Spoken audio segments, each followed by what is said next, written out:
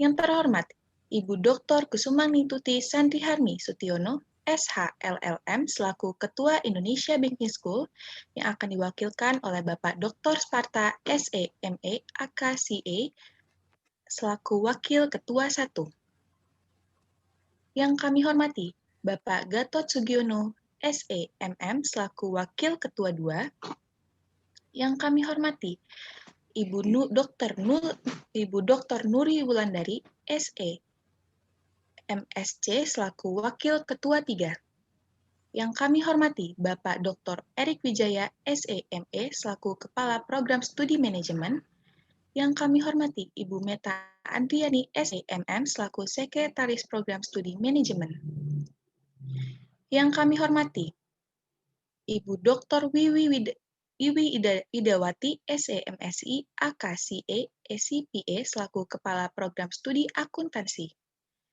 Yang kami hormati, Ibu Astri Nurrahmi, SEMSH, selaku Sekretaris Program Studi Akuntansi. Yang kami hormati, Bapak Dr. Bambang Budijana, SEMSC, selaku Kepala Program Studi Manajemen Keuangan Perbankan Syariah. Yang kami hormati, Ibu Puspita, SEMSI, selaku Sekretaris Program Studi Manajemen Keuangan Perbankan Syariah. Yang kami hormati, Muhammad Ramadan Arga Kusuma, selaku Ketua Himpunan Mahasiswa Manajemen. Yang kami hormati, Kania Oktavia Wibowo selaku Wakil Ketua Himpunan Mahasiswa Manajemen. Yang kami hormati, Bapak Yudi Yunardi, SEMM selaku pembicara. Yang kami hormati, Bapak Zulkifli, SEMM selaku moderator. Yang kami hormati, Bapak Ibu dosen dan yang kami banggakan mahasiswa-mahasiswi Indonesia Banking School yang telah hadir pada pagi ini. Bapak, Ibu, serta segenap mahasiswa-mahasiswi, puji syukur kita panjatkan kehadirat Allah Subhanahu wa Ta'ala karena berkat rahmat dan ridhonya, alhamdulillah kita dapat hadir dalam acara kuliah umum dengan tema digital marketing. Kami ucapkan selamat datang kepada seluruh partisipan kuliah umum pada pagi hari ini. Perkenankanlah, saya, Nur Indrania Putri, mahasiswi program studi manajemen angkatan 2019 selaku MC pada pagi ini. Bapak, Ibu, mahasiswa-mahasiswi beserta hadirin, izinkanlah saya menyampaikan susunan acara sebagai berikut.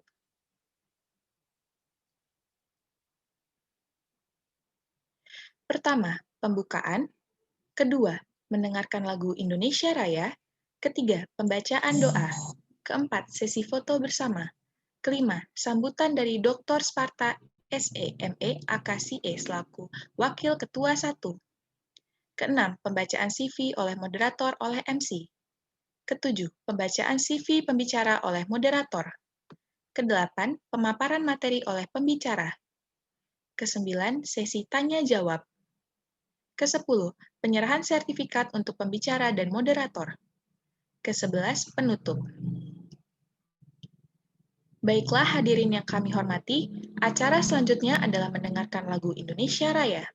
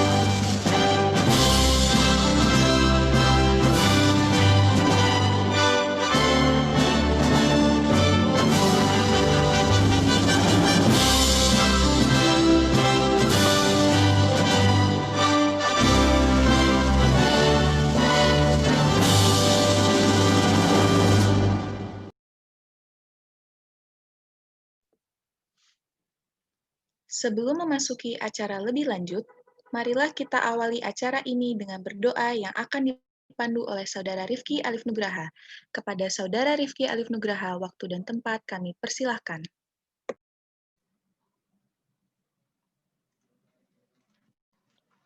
Assalamualaikum warahmatullahi wabarakatuh. Marilah sejenak kita bersama-sama menundukkan kepala, bermunajat kepada Tuhan, dan bisa berjalan dengan lancar. Bagi yang muslim, akan saya pimpin, dan dimohon yang beragama lain menyesuaikan. A'udzubillahiminasyaitonirrojim. Bismillahirrohmanirrohim. Alhamdulillahirabbil alamin. Hamdan syakirin, hamdan naimin, hamdan yu'ani ammahu wa kafi'u mazidah. Ya Rabbana lakal hamdu kama yambagi li jalati wajikal karimi wa azimi sultanik. Allahumma sholli wa salim ala Sayyidina Muhammad wa ala alihi wa sahbihi ajma'in. Ya Allah, Ya Rahman, Ya Rahim.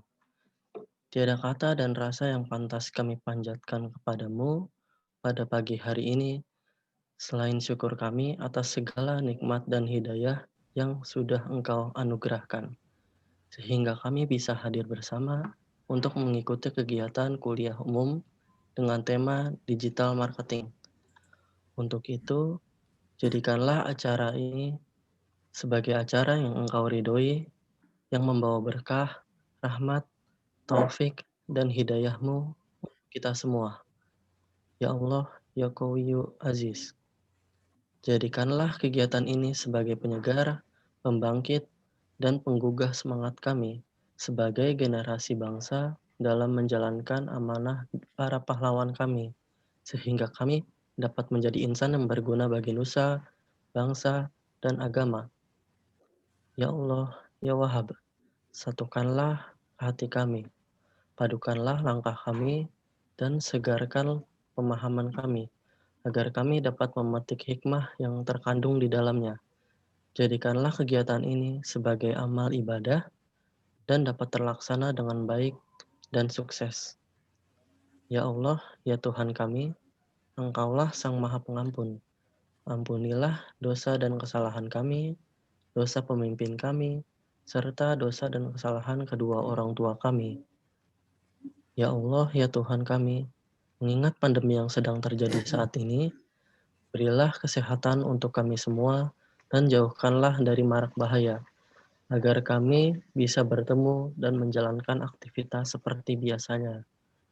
Ya Allah, berikanlah kami kesabaran dalam menghadapi dan melewati masa-masa yang cukup sulit ini. Perkenankanlah doa dan pinta kami ini. Rabbana atina fid dunya hasanah wa fil akhirati hasanah wa qina azabannar. Subhana rabbika rabbil izzati amma yasifun. Wassalamun alal mursalin walhamdulillahi rabbil alamin. Amin ya rabbal alamin.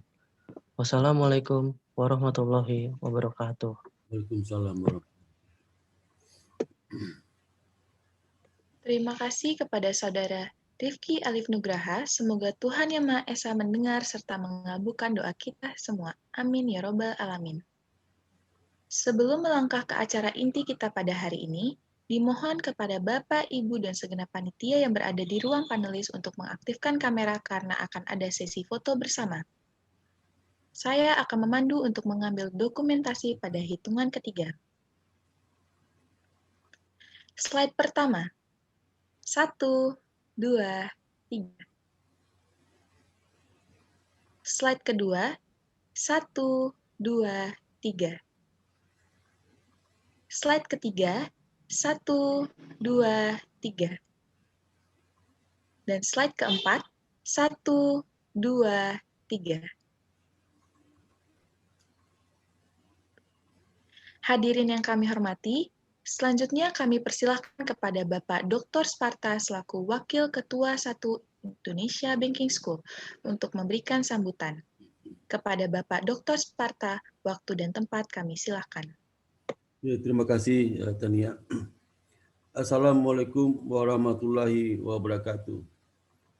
Dan salam sejahtera buat kita semua. Alhamdulillah Rabbil Alamin.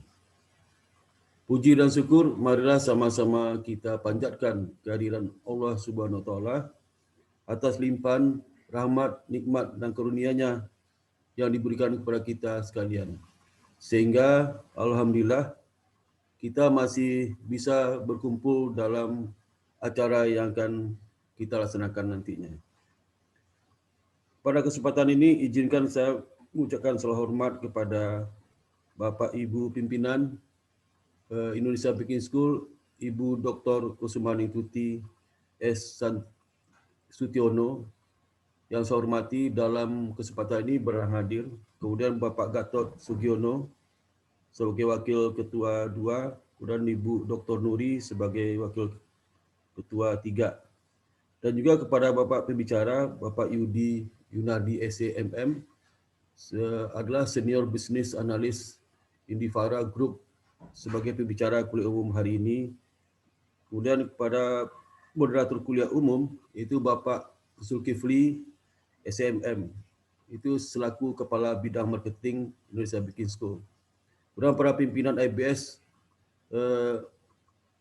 seperti Bapak Dr. Erik Wijaya, Kaprodi Manajemen, yang sekaligus sebagai PIC acara ini, dan juga Sekprodi Ibu Meta Andriani dan Seprodi Akuntansi Ibu Asri, dan juga Bapak Dr. Bambang, Bapak Ibu Dr. Iwi sebagai Kaprodi MKPS dan Kaprodi Akuntansi, dan Bapak Ibu dosen Indonesia Baking School yang kami hormati. Yang saya cintai juga para adik-adik mahasiswa SD Indonesia Baking School.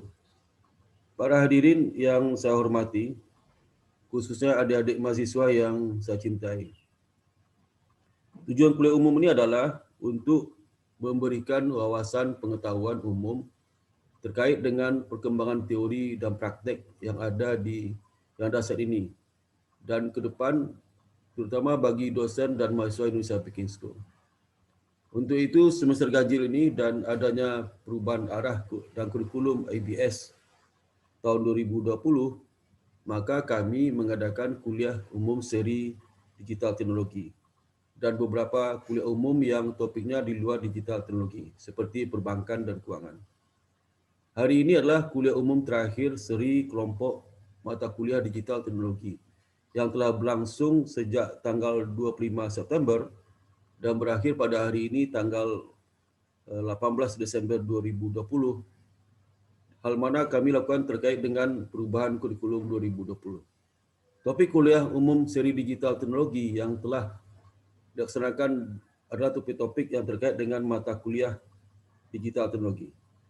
Pertama adalah Big Data dan Data Science. Yang kedua Design Thinking. Yang ketiga Financial Technology. Yang keempat Kewirausahaan Digital. Yang kelima Financial Technology. Yang keenam Financial Gateway. Yang tujuh Digital Banking. Dan hari ini kuliah umum terkait dengan mata kuliah Digital Marketing pada tanggal 18 Desember pada hari ini. Semoga kuliah umum yang telah kami laksanakan bermanfaat bagi para mahasiswa dan juga para dosen pengajar mata kuliah ini dan mata kuliah lain di Indonesia Baking School. Para hadirin yang saya hormati, saya yakin para peserta kuliah umum ini tentu pernah melihat suatu brand atau produk perusahaan yang melakukan digital campaigns atau kampanye online.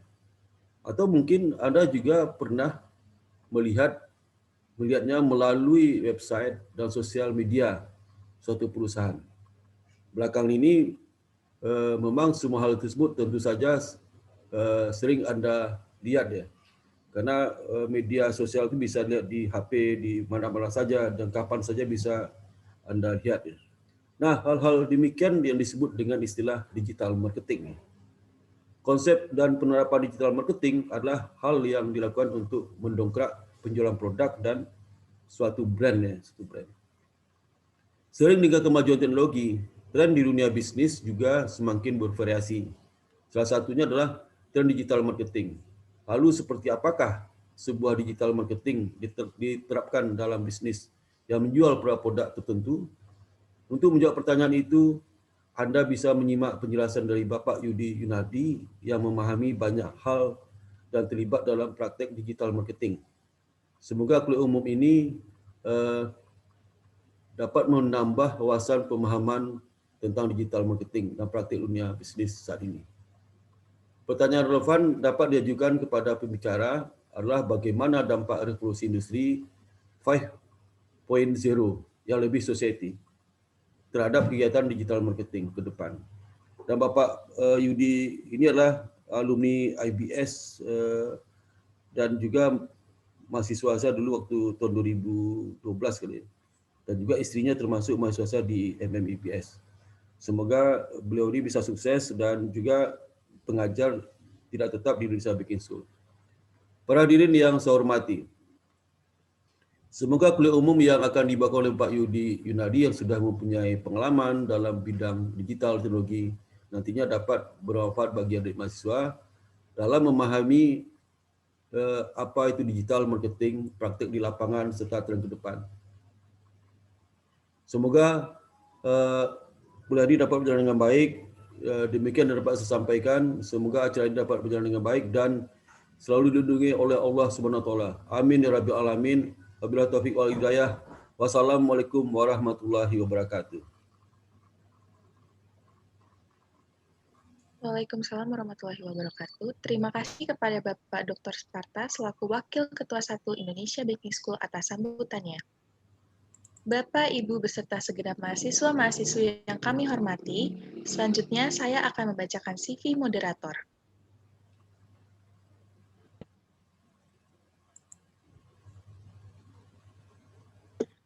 Akan saya bacakan CV Bapak Zulkifli SEMM selaku moderator pada hari ini. Bapak Zulkifli SEMM menyelesaikan pendidikan S1 Sarjana Ekonomi di STIE Indonesia Banking School, Jakarta pada tahun 2004 hingga 2009. Lalu, beliau menyelesaikan pendidikan S2 Magister Manajemen di STIE Indonesia Banking School. Beliau sebagai Relationship Manager Wholesale Funding di Bank Mega pada tahun 2016, lalu beliau sebagai Section Head Marketing and Public Relation pada tahun 2016 hingga 2019. Kemudian beliau sebagai Marketing and Public Relation di STIE Indonesia Banking School pada tahun 2019 hingga sekarang. Beliau sebagai dosen di Indonesia Banking School pada tahun 2019 hingga sekarang. Acara selanjutnya saya serahkan kepada Bapak Zulkifli SEMM selaku moderator pada hari ini. Kepada Bapak Zulkifli, waktu dan tempat kami persilahkan. Baik, terima kasih Tania. Assalamualaikum warahmatullahi wabarakatuh. Selamat pagi dan salam sejahtera untuk kita semua. Yang saya hormati Ketua Indonesia Banking School, Ibu Dr. Kusumaning Tuti S. Sutiono, SHLLM, yang dalam hal ini diwakili oleh Wakil Ketua 1, Bapak Dr. Sparta, SEMM, AKCA, Wakil Ketua 2, Bapak Gatot, SEMM, yang saya hormati Kepala Program Studi Manajemen Bapak Dr. Erik Wijaya, Kepala Program Studi Akuntansi Ibu Dr. Wiwi Idawati, Kepala Program Studi MKPS Bapak Bambang Budijana, dan Sekretaris Program dari Program Studi Manajemen, Akuntansi, dan Manajemen Keuangan dan Perbankan Syariah. Narasumber kita hari ini Bapak Yudi Yunardi SEMM, Bapak Ibu dosen, dan rekan-rekan mahasiswa dan mahasiswi Indonesia Banking School yang sudah hadir pada pagi hari ini. Baik, seperti kita ketahui bahwa pemasaran berkembang sangat dinamis. Perusahaan-perusahaan dewasa ini melakukan perubahan pada teknik pemasarannya. Di tengah situasi pandemi, ini sangat sulit untuk melakukan pemasaran secara offline. Hal ini membuat perusahaan mengambil langkah-langkah dengan melakukan pemasaran secara digital. Selain dapat menjangkau lebih luas, digital marketing ini juga memberikan sebuah experience dan sudut pandang yang berbeda serta menyenangkan. Kemudian pemasaran digital ini juga disajikan lebih kreatif yang akhirnya mampu menarik awareness dari konsumen. Nah, hari ini kita akan membahas lebih detail tentang digital marketing. Ya, jadi bagi teman-teman yang masih kepo, pengen tahu kira-kira fungsi dan peran digital marketing dalam dunia pemasaran, yuk mari kita ikuti kuliah umum hari ini yang berlangsung kurang lebih 90 menit ke depan. Dan bagi teman-teman, Bapak Ibu dosen juga yang ingin bertanya, silakan mengajukan pertanyaan pada fitur chat yang ada di bawah, dan saya akan bacakan pertanyaannya pada sesi tanya jawab setelah pemaparan materi oleh narasumber. Baik, pada kesempatan hari ini sudah hadir narasumber kita, Bapak Yudi Yunardi, SEMM. Jadi sebelum acara ini kita mulai, izinkan saya untuk membacakan narasumber, memperkenalkan narasumber kita hari ini.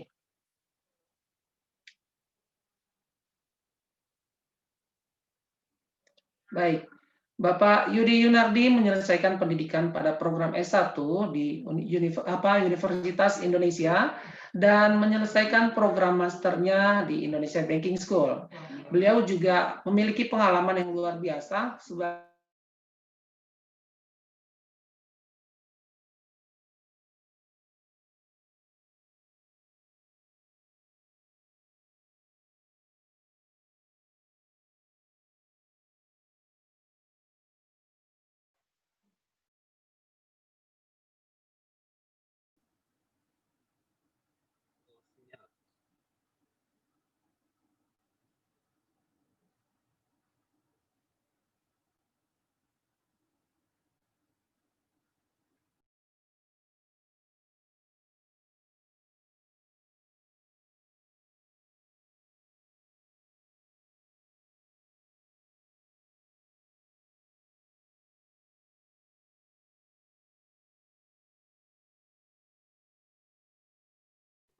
Mohon maaf, kelihatannya ada masalah teknis dari moderator kita hari ini.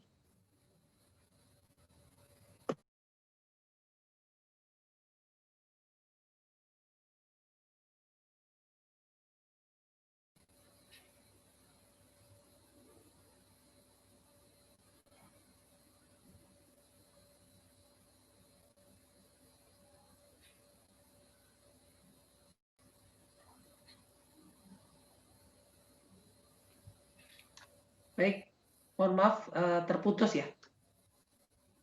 Tadi baik, mari kita sambut pembicara kita hari ini, Bapak Yudi Yunardi. Silakan Pak Yudi. Ya, Assalamualaikum warahmatullahi wabarakatuh. Selamat pagi, salam sejahtera buat semua.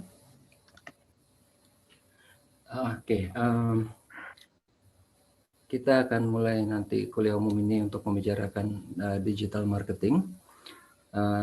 Tapi nanti untuk awalnya, karena ini banyak menampilkan audio visual, jadi kalau nanti di layar rekan-rekan pembicara tidak terdengar suara, itu nanti di sebelah kiri bawah ada pilihan call over internet, itu diaktifkan saja. Nanti ada keterangannya juga di materi. Oke, sebentar ya.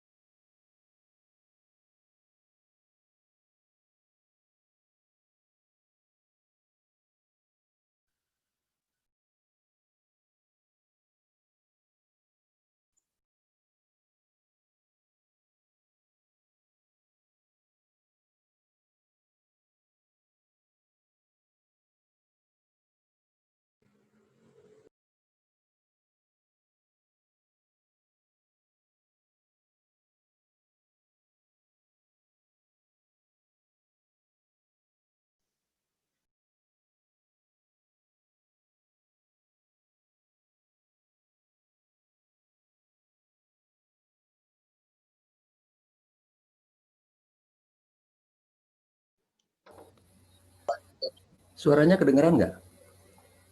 Kedengeran. Kedengeran Pak Yudi? Sudah kedengar.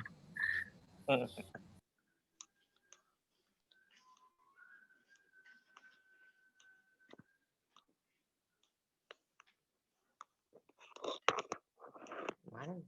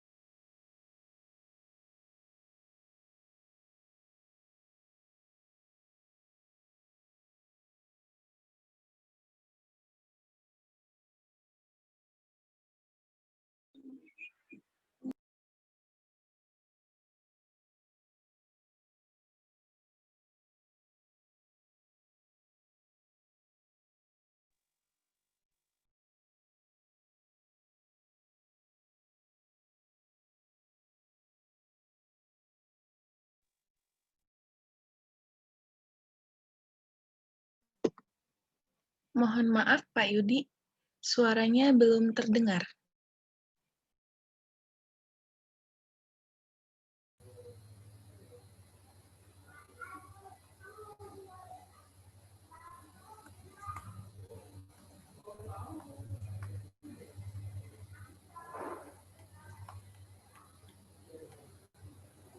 Sebentar, saya ulang ya.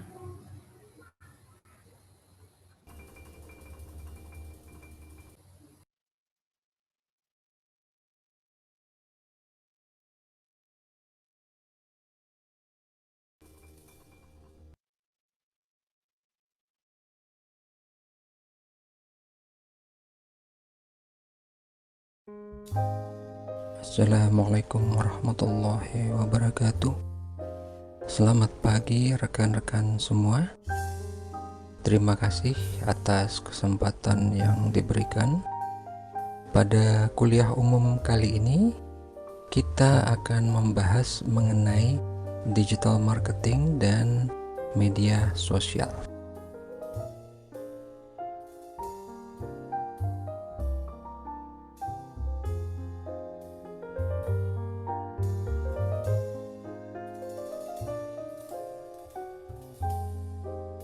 Saya akan membagi kuliah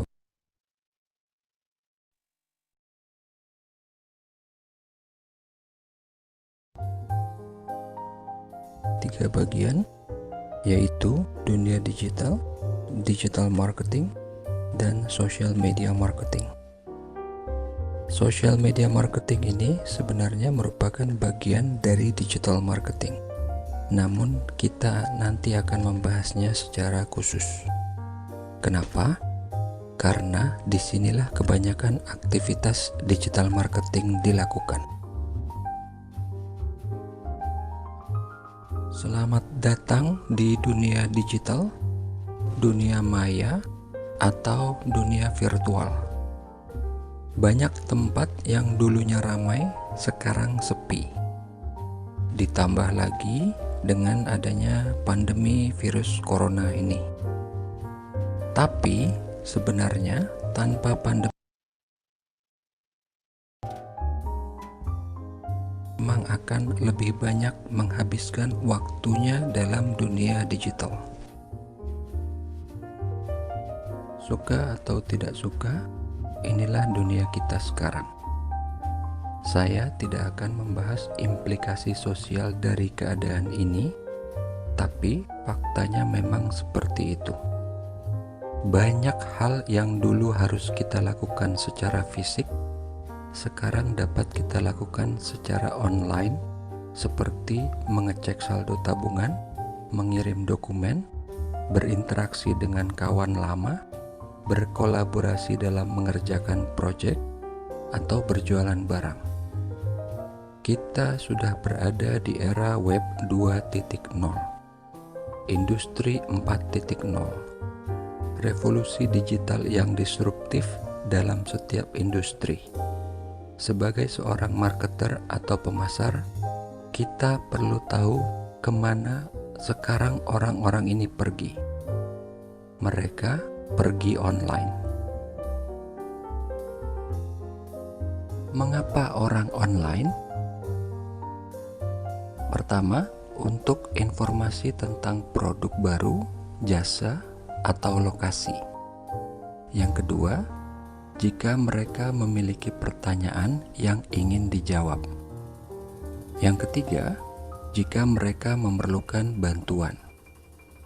Yang keempat, jika mereka memerlukan informasi lebih jauh mengenai seseorang atau organisasi, bisa anggota rapat, kontak bisnis, informasi umum mengenai seseorang atau perusahaan, karyawan baru, lowongan pekerjaan, dan lain-lain. Yang kelima, mencari hiburan dengan membaca berita lucu, postingan orang lain, atau menonton video. Yang terakhir ini adalah yang paling penting, karena inilah alasan utama orang menghabiskan waktu berjam-jam di internet. Sekarang, kita sudah tahu kenapa orang pergi ke dunia digital. Pertanyaan berikutnya, kemana mereka berkumpul? Di website apa? Jawabannya adalah di media sosial. Apa media sosial yang paling ramai? Facebook, Instagram, LinkedIn, Twitter, YouTube, dan TikTok.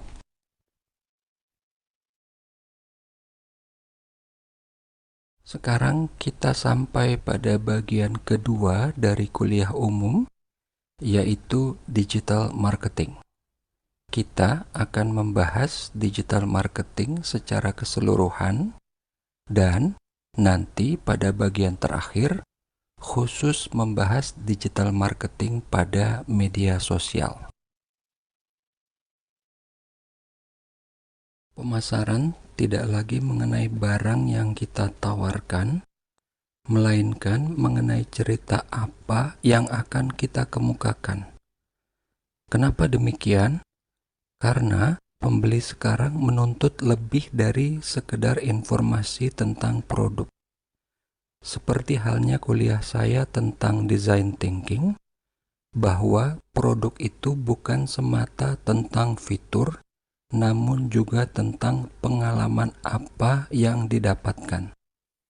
Masyarakat menuntut untuk merasa lebih terlibat dalam pemasaran suatu produk barang dan jasa. Pemasaran dari produk barang atau jasa menggunakan kanal digital untuk menjangkau pembeli. Tujuan utamanya adalah mempromosikan merek melalui berbagai bentuk media digital. Digital marketing lebih luas dari internet marketing karena mencakup kanal yang tidak memerlukan internet atau offline. Jadi, kita membahas tidak hanya bagaimana memasarkan produk di media sosial, WhatsApp, atau Telegram saja, namun juga di film, serial, atau game. Sekarang kita akan melihat Apa itu 7C dari digital marketing? Apa itu 7C atau 7C dari digital marketing? Yang pertama, konten. Yang kedua, konteks. Yang ketiga, community. Yang keempat, collaborate. Yang kelima, communicate. Yang keenam, capture. Yang ketujuh, change. Berikut kita akan bahas satu persatu dari 7C tersebut. Pertama, kita harus memikirkan konten yang akan kita bagikan. Apakah itu dalam bentuk pengumuman, landing page, posting media sosial? Apakah konten itu orisinil? Apakah itu berkaitan dengan merek kita? Apakah itu mendorong orang untuk berespon? Apakah konten tersebut menyediakan sarana untuk bertindak setelah orang memiliki respon? Tiap hal yang kita buat, promosikan, atau post harus unik terhadap merek kita dan memicu respon emosional kepada pengguna yang melihatnya. Sebagai contoh, kita akan melihat sebuah iklan yang saya buat.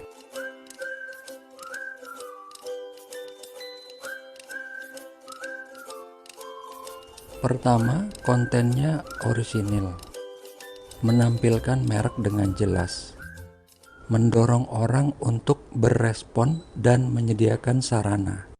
Klik untuk langsung memesan produk. Kalau kita bicara konteks, maka dari konten yang sudah kita buat tadi, harus bisa menyentuh orang yang memang merupakan target pasar kita. Dan konten tersebut harus relevan dengan produk yang kita tawarkan. Contohnya, saya berjualan kopi. Kemudian, saya membuat konten tentang anak kucing yang lucu, yang sedang bermain. Mungkin akan menyentuh target pasar para peminum kopi. Tapi kontennya tidak relevan dengan barang yang saya jual. Kecuali jika si kucing yang bermain itu sesudah selesai main dia minum kopi. Nah, itu mungkin bisa jadi relevan. Inti dari digital marketing adalah membangun komunitas yang berkualitas dan aktif sehingga nantinya akan menjadi pelanggan. Selain itu, komunitas yang berkualitas nantinya juga akan mendukung produk kita, yaitu dengan menawarkan produk kita dari mulut ke mulut. Contoh lain adalah Xbox dari Microsoft yang walaupun lahir belakangan, namun sudah bisa menyaingi PlayStation dalam hal banyaknya game yang tersedia.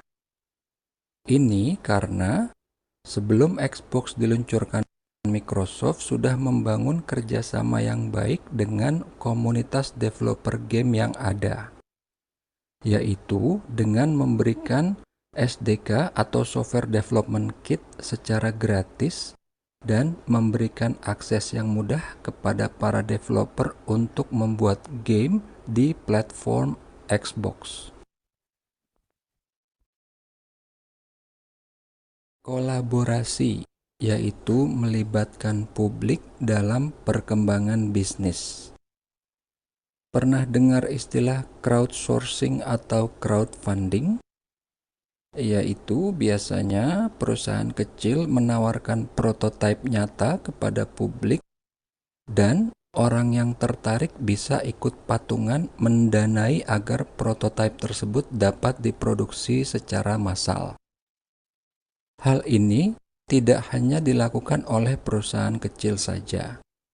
Perusahaan besar seperti Canon, Sony, dan lain-lain juga melakukannya.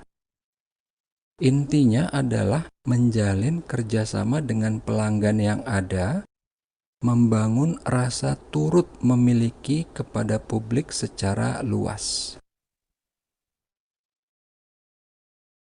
Karena digital marketing ini terbukti efektif, kita melihat banyak perusahaan besar yang menampilkan cerita tentang pelanggan yang puas dengan produknya, baik dalam bentuk video, testimoni, maupun blog.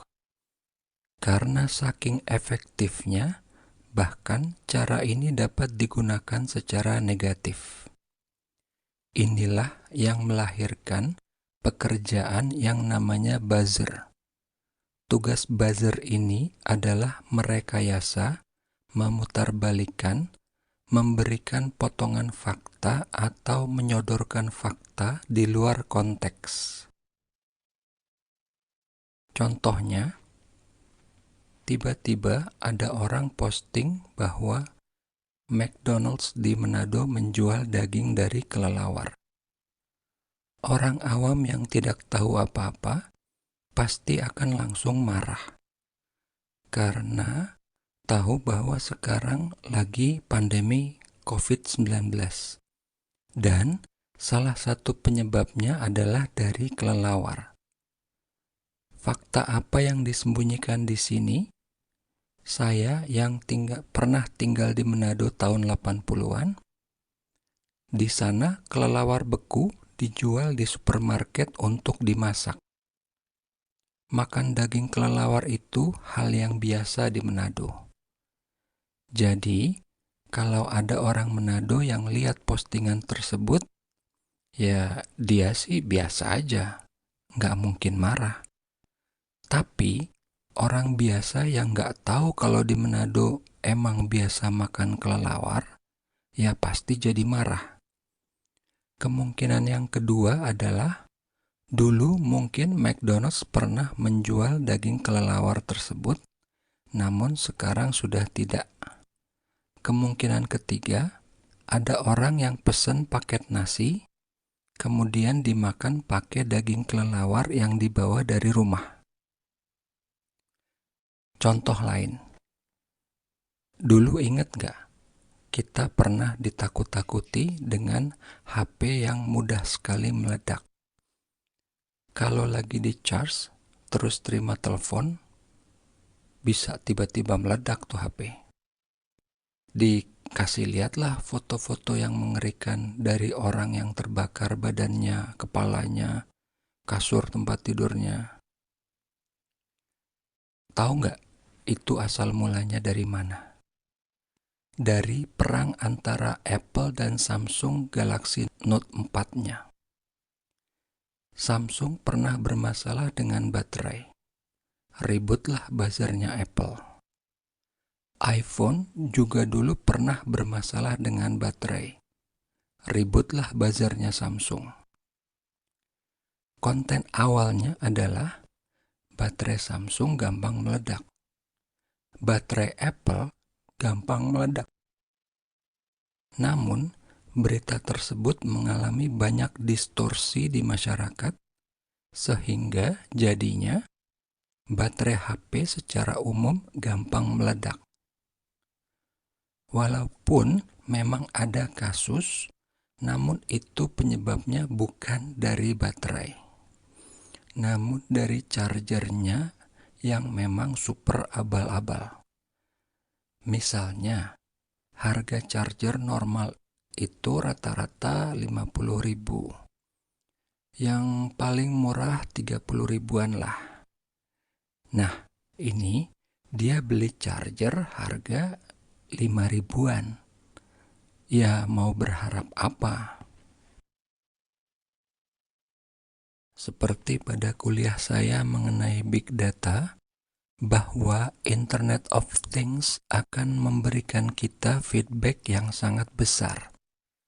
Data yang kita peroleh dari aktivitas digital marketing akan kita pergunakan untuk menilai efektivitas dari program digital marketing yang kita jalankan.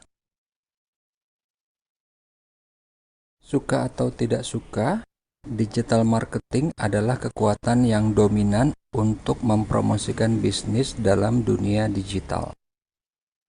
Kepada siapapun yang alergi atau gaptek terhadap dunia internet dan digital, mulailah berubah. Karena dunia sendiri sudah berubah. Seperti banyak hal lain di dunia ini, dunia digital selain mengandung aspek positif, juga mengandung aspek negatif. Kita dapat melakukan banyak pekerjaan dengan cepat, namun kompleksitas di balik layar juga semakin bertambah. Cara-cara orang untuk menipu juga semakin canggih. Dunia sekarang sudah memulai revolusi digital, dan sekarang kita sedang berada di dalamnya. Sekarang kita akan melihat komponen utama dari digital marketing. Komponen utama dalam digital marketing adalah yang pertama, SEO atau Search Engine Optimization. Yang kedua adalah SEM atau Search Engine Marketing. Yang ketiga adalah Affiliate Marketing. Yang keempat, Influencer Marketing. Yang kelima, Content Marketing. Yang keenam, Social Media Marketing. Yang ketujuh, Display Advertising atau Banner Ads. Yang ke-8, Email Marketing. Yang ke-9, PPC atau PPI, Pay Per Click atau Pay Per Impression. Yang ke-10 terakhir adalah Online Reputation Management atau ORM. Sekarang kita lihat contoh yang pertama, yaitu Search Engine Optimization. SEO atau Search Engine Optimization adalah bagaimana sebuah situs berusaha untuk muncul di urutan atas dari hasil mesin pencarian. Algoritma dari mesin pencarian biasanya menempatkan situs di urutan atas dari hasil pencarian berdasarkan traffic dari situs tersebut, yaitu seberapa sering dikunjungi orang, berapa lama umur situs, berapa banyak backlink dari situs tersebut. Backlink adalah jika sebuah situs menyediakan link untuk ke situs lainnya. Biasanya ini terjadi pada saat affiliate marketing. Search engine marketing adalah jika sebuah situs secara SEO tidak muncul paling atas, tapi dia membayar mesin pencari untuk menampilkannya pada posisi atas.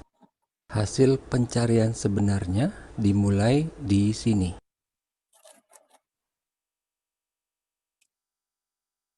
Affiliate marketing adalah jika sebuah situs, contoh di sini adalah dpreview.com, memberikan link langsung ke website lain, yaitu dalam hal ini amazon.com.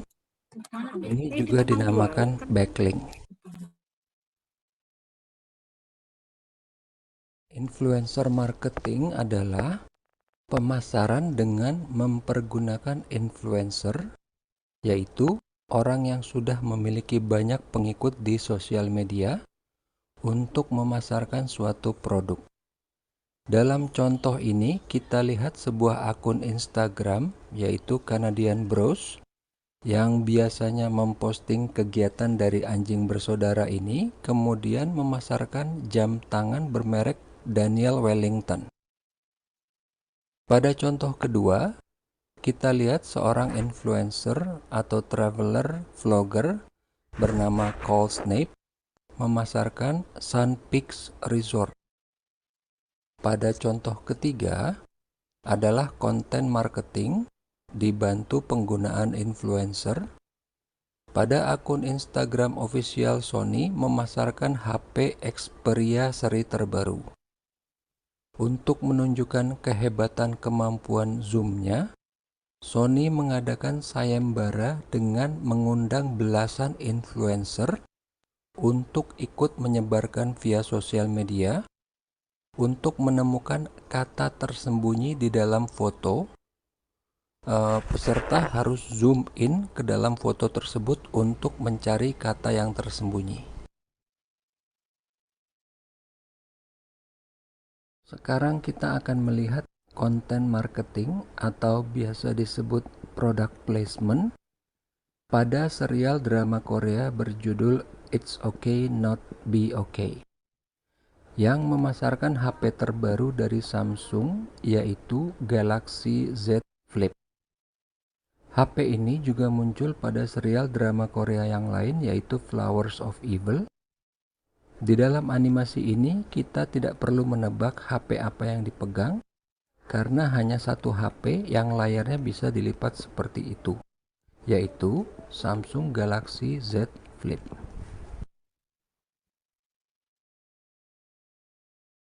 Sekarang kita akan melihat contoh lawan atau kebalikan dari konten marketing. Biasanya, pembuat film atau serial akan mengajukan proposal kerjasama kepada penjual untuk memasarkan produknya. Namun, di sini Samsung menolak untuk kerjasama memasarkan notebook pada serial It's Okay Not Be Okay.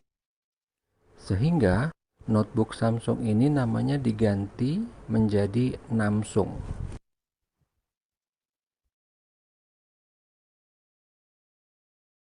Sekarang kita akan melihat contoh klasik yang gamblang.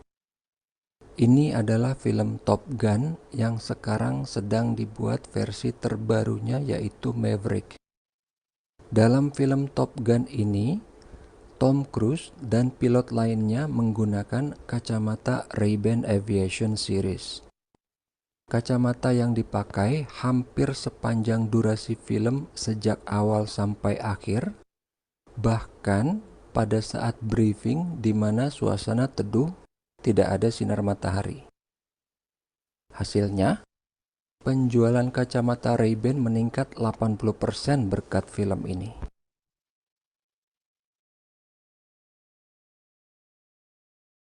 Di contoh berikutnya yang tidak sebombastis yang sebelumnya, Top Gun tadi, yaitu kacamata Oakley dan motor Harley yang muncul sebentar namun cukup jelas, serta monitor Dell di film X-Men The Last Stand. Sebelum membuat film Transformers, diajukan proposal kepada General Motors untuk mendanai film tersebut. GM setuju, sehingga akhirnya sebagian besar dari mobil robot di Transformers adalah mobil keluaran GM, GMC dan Chevrolet dalam hal ini. Khusus untuk Transformers pertama, juga menampilkan HP Nokia N95 secara jelas dan juga eBay. Kenapa konten marketing ini menjadi penting? Karena kita sudah bosan disodori iklan yang terbuka dan terang-terangan. Satu saran dari sahabat kita jauh lebih powerful dibanding 1000 iklan yang menyarankan hal yang sama. Ketika menonton film, kita tidak sadar bahwa alam bawah sadar kita sedang dibombardir oleh pesan-pesan iklan atau ajakan untuk melakukan sesuatu. Dan saran atau ajakan tersebut jauh lebih efektif ketimbang iklan yang langsung terang-terangan menyuruh kita membeli sesuatu. Ini dinamakan subliminal message atau pesan bawah sadar.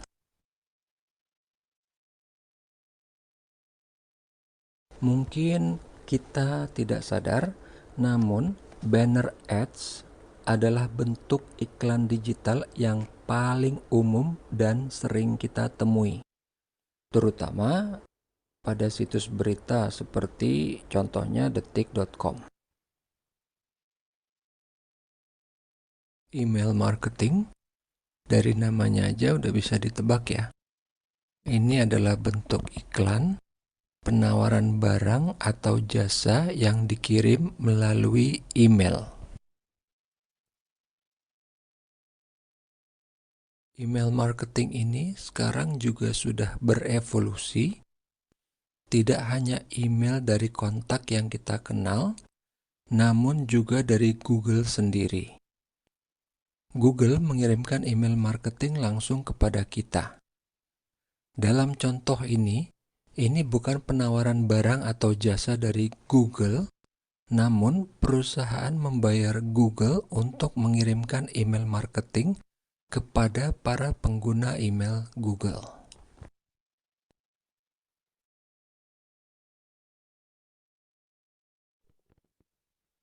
Bagi yang sering browsing Facebook atau Instagram, tentu familiar dengan iklan seperti ini, di mana terdapat tombol untuk merespon iklan tersebut. Ini adalah bentuk pay-per-click, di mana pengiklan hanya membayar kepada Facebook atau Instagram jika ada orang yang mengklik tombol tersebut. Jika iklan tersebut berbentuk video, maka dapat dilakukan pay per impression, di mana pengiklan hanya membayar jika orang menonton iklan tersebut lebih dari 10 detik, untuk iklan dengan durasi 1 menit ke atas. Karena orang yang menonton lebih dari 10 detik, logikanya pasti tertarik dengan produk yang diiklankan. Ini adalah contoh online reputation management yang bagus dari Nike, di mana dengan akun Twitter Nike merespon dengan cepat semua keluhan atau pertanyaan dari penggunanya, sehingga dapat terjalin hubungan yang baik dan kesetiaan terhadap merek. Ini adalah bentuk lain dari ORM, di mana perusahaan merespon dengan unik terhadap sebuah review yang buruk. Ini contoh lain dari ORM, di mana customer komplain dan marah-marah, namun ditanggapi dengan sabar, tapi tetap tegas dengan menunjukkan bahwa itu memang salah si customer. Namun, perusahaan tetap meminta maaf. Ini contoh lain dari ORM. Kalau yang sebelumnya itu yang salah adalah customer, kalau di sini memang murni kesalahan perusahaan dan perusahaan meminta maaf. Sekarang kita sampai di bagian terakhir dari kuliah umum kita yang akan membahas tentang aktivitas digital marketing pada media sosial. Apa itu social media marketing?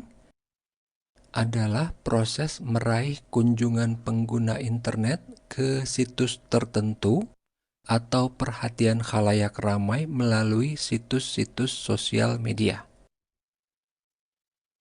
Yang kedua, merupakan bagian dari digital marketing. Yang ketiga, banyak aspek penting dari digital marketing yang dilakukan di sosial media. Kita lihat di sini, dari 10 komponen utama digital marketing, setengahnya dilakukan di media sosial.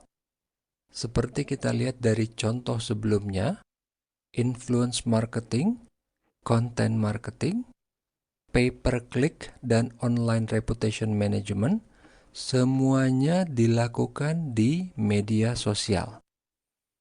Namun, masih banyak hal lain yang bisa dilakukan marketing di media sosial. Seperti pada contoh sebelumnya, yaitu mengadakan sayembara untuk memperkenalkan produk baru. Dalam hal ini contohnya adalah Sony Xperia. Kita lihat di sini ada banyak keuntungan bagi penjual jika beriklan di media sosial. Yang pertama, increase in exposure, yaitu peningkatan awareness terhadap produk kita di pasaran via media sosial. Yang kedua, peningkatan traffic terhadap produk atau website. Karena banyak orang yang tahu, maka akan semakin banyak orang yang datang ke website kita atau membeli produk kita. Yang ketiga, pengenalan merek. Perusahaan dapat membangun pengenalan merek dan reputasi sesuai dengan company values, benefit, dan advantage.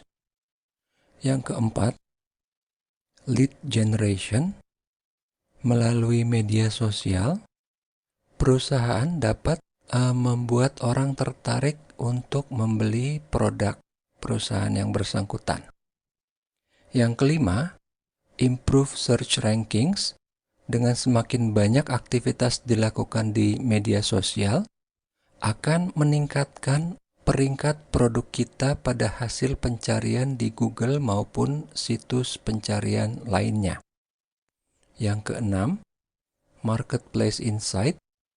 Dengan berkecimpung di media sosial, perusahaan dapat memperoleh masukan yang berharga tentang pendapat masyarakat terhadap produknya. Yang ketujuh, growth business partnership. Dengan aktif di media sosial, perusahaan dapat memperluas wawasan dengan menjalin kerjasama dengan perusahaan dan bisnis lainnya. Yang kedelapan, dengan peningkatan traffic, lead generation, dan partnership, pada akhirnya akan meningkatkan penjualan. Yang kesembilan, menurunkan biaya pemasaran. Perusahaan yang aktif memasarkan produknya via media sosial akan menjadi lebih dikenal karena dibicarakan orang, sehingga menurunkan biaya pemasaran. Yang ke-10 yang terakhir, perusahaan yang aktif berinteraksi dengan orang di media sosial akan meningkatkan loyalitas dari pembeli maupun calon pembeli.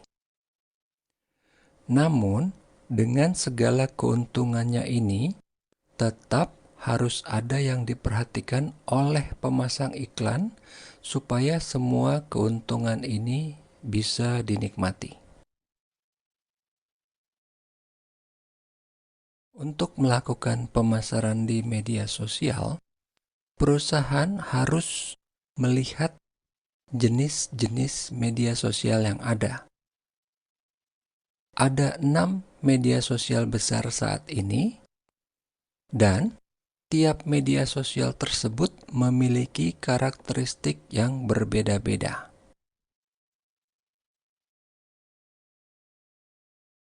Untuk melihat perbedaan karakteristik dari masing-masing media sosial, kita akan ambil contoh donat. Postingan di Facebook akan berbunyi, "Saya suka makan donat," atau jenis-jenis donat yang ada.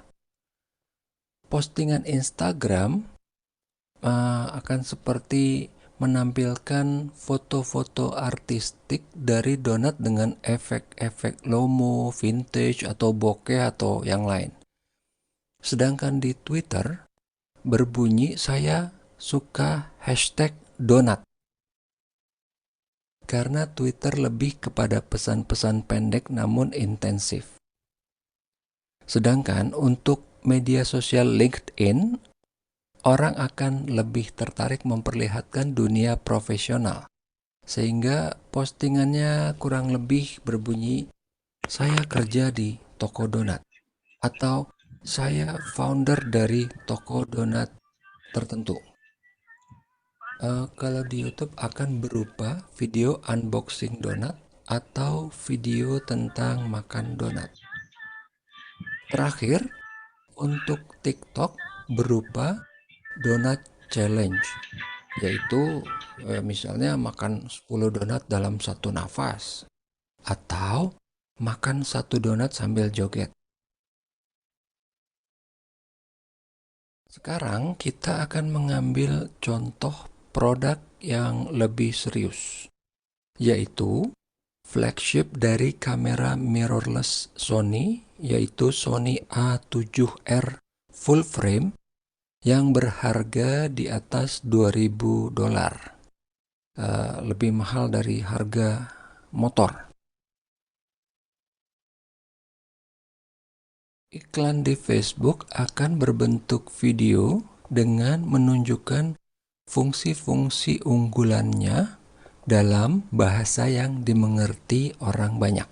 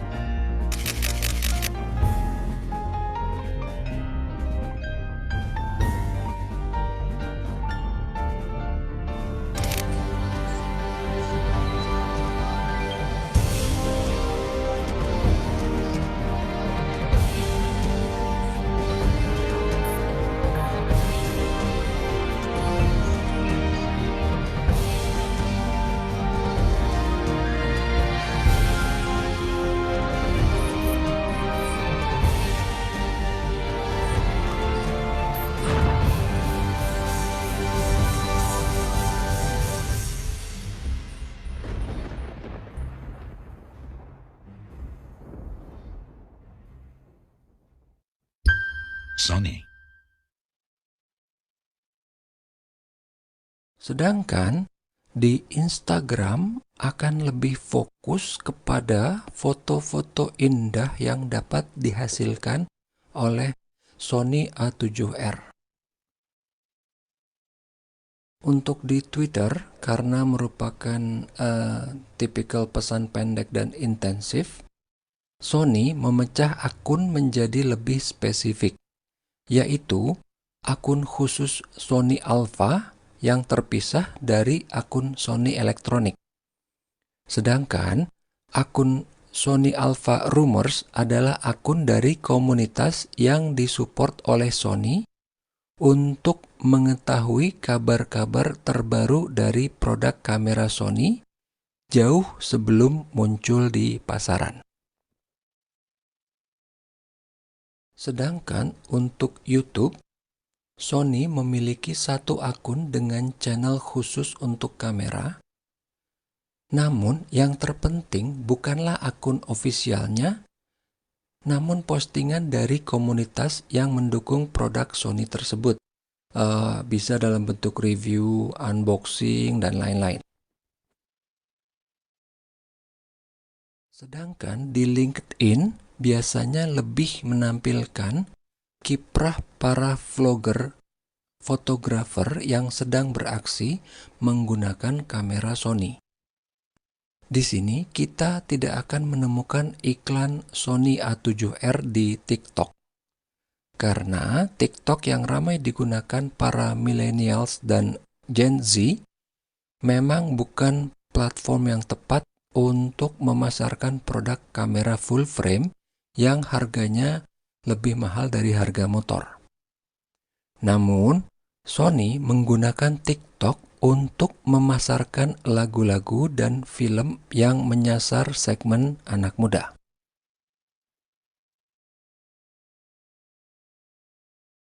Alhamdulillah, terima kasih atas kesabaran dan perhatiannya selama kurang lebih 1 jam ini. Sekarang kita mulai buka sesi pertanyaan. Kalau ada yang ingin ditanyakan, bisa melalui fitur QA.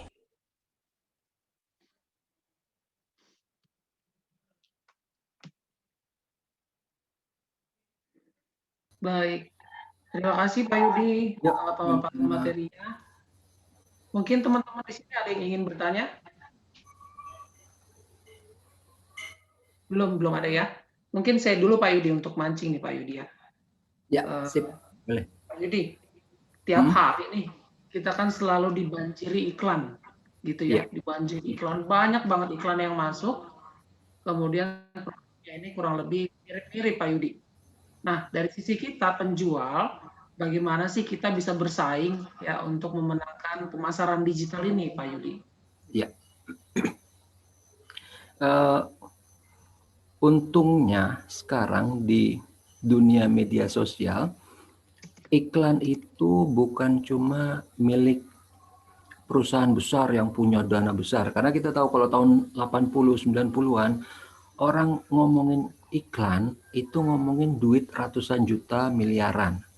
Sekarang udah nggak perlu. Karena waktu di kuliah saya yang sebelumnya mengenai big data, kita sudah melihat bahwa kalau kita pengen mengeluarkan biaya untuk iklan, bisa seminim mungkin dengan lebih membuat target market kita untuk iklan tersebut lebih spesifik. Dan itu dimungkinkan di media sosial seperti Facebook, Instagram, atau yang lain. Karena memang mereka sudah menerapkan big data. Jadi contohnya gini, yang kayak tadi semua udah lihat kalau saya jualan kopi. Saya begitu mau masang iklan, kan bayangan orang, waduh, Bapak itu masang iklan keluar duit berapa juta nih, ya kan? Ya, betul. Nah, faktanya saya cuman keluar duit nggak lebih dari 50.000 sehari. Dan itu saya bisa patok cuman 4 hari atau 5 hari. Jadi total keluar nggak nyampe 200.000. Dan itu benar-benar saya bisa menjangkau orang yang tepat, yang kemungkinan besar memang kalau dikasih iklan itu mungkin akan beli. Jadi contohnya ada tools yang namanya demographic di Facebook. Jadi kalau saya mau pasang iklan, entah berbentuk video, gambar, atau apa, saya bisa instruksikan kepada Facebook, tolong iklan ini dipasang di misalnya orang pengguna Facebook yang umurnya antara 15 sampai 30 misalnya, yang kerjanya di mana, yang tinggalnya di mana, gendernya apa, laki atau perempuan, yang hobinya apa, yang suka belanja online atau enggak. Kita bisa bikin sangat spesifik sehingga biaya iklannya itu benar-benar efektif, kecil dan efektif. Dan itu memang sudah saya praktekkan sendiri. Jadi kalau untuk itu kita nggak perlu kecil hati, makanya faktanya kenapa sekarang banyak orang buka usaha. Karena secara keseluruhan untuk mulai berjualan dan membuka usaha nggak perlu modal sebesar waktu tahun 90-an dulu gitu. Ya karena saya udah buka usaha.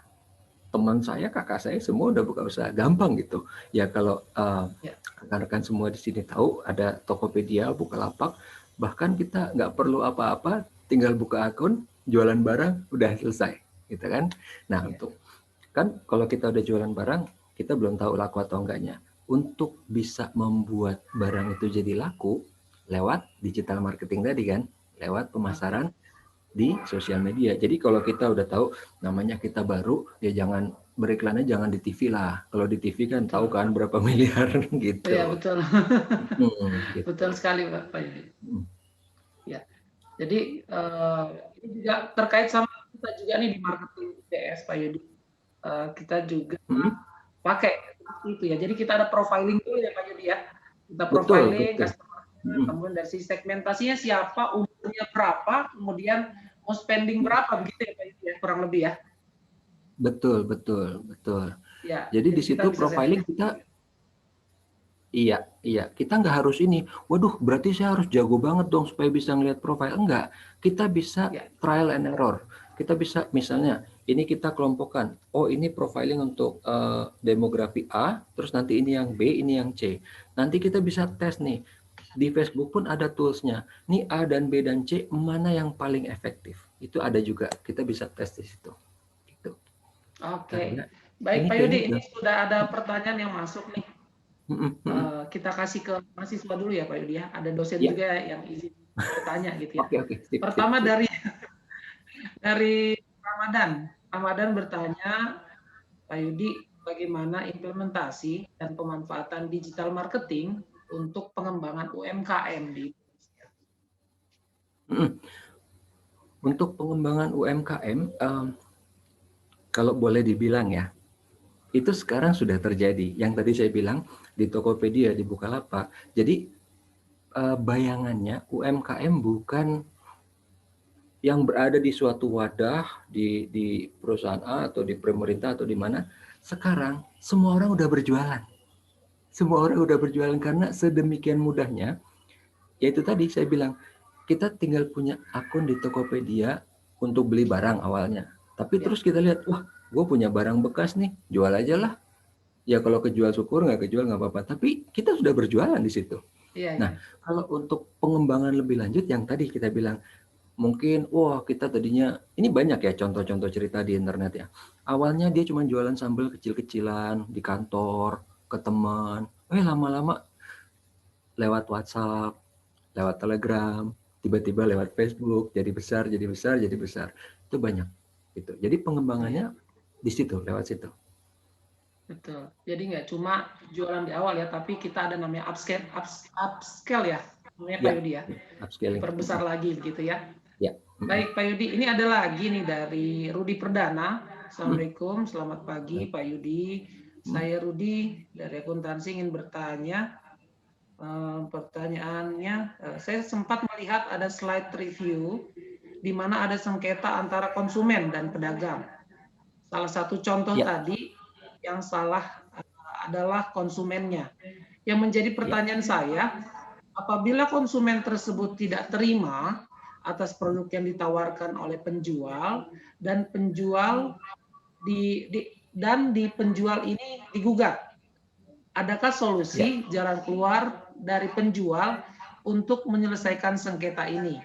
Karena setahu saya, selain untuk berkomunikasi mengenai produk yang ditawarkan, penjual juga harus mementingkan kepuasan pelanggan. Betul. Gitu, Pak Yudi. Gimana nih ngadepin sengketa ini, Pak Yudi? Ya. Jadi kita mulai dengan jawaban pendek dulu. Ini saya langsung kasih faktanya. Kita sering lihat di para penjual, terutama penjual besar di Tokopedia yang jualannya udah ribuan, yang kalau bisa dibilang lambangnya itu udah diamond. Coba perhatiin di situ. Cari yang bintang 1. Cari yang bintang 1, oh yang orang nggak puas, bla bla bla. Lihat responnya penjual seperti apa. Nah, saya kasih tahu di sini. Responnya kebanyakan itu, kan misalnya, ini barang jelek, ngabisin waktu gua, bla bla bla. Responnya semua seragam. Terima kasih telah berbelanja di toko ini, bla bla bla. Itu cara pertama, yang paling gampang. Jadi kan kita nggak menanggapi karena apa? Kita bisa bilang kalau misalnya kita bisa terpancing. Kita jawab misalnya, oh ini karena gini-gini. Tapi ada banyak faktor, karena kita perusahaan kecil nih, ada banyak faktor yang di luar kuasa kita sebagai penjual kecil. Maksudnya gimana? Nih, kita jualan barang.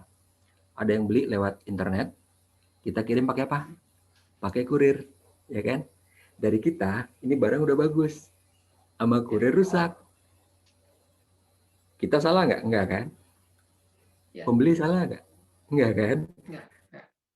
Tapi pembeli nerima barang rusak. Kita mau bilang apa? Kita bisa dong berdebat panjang lebar ya di Tokopedia. Saya kirim barang benar kok.